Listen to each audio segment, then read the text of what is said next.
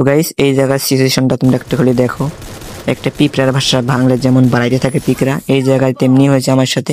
যত এনিমি মারতেছি ততই বাড়াইতেছে।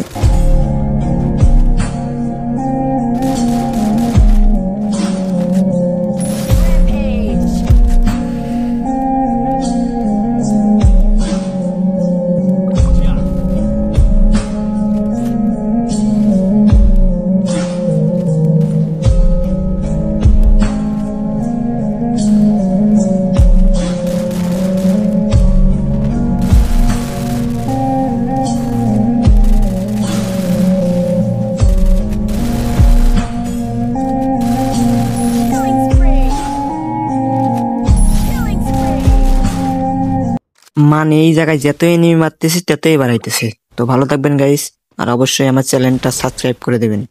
তো টাটা।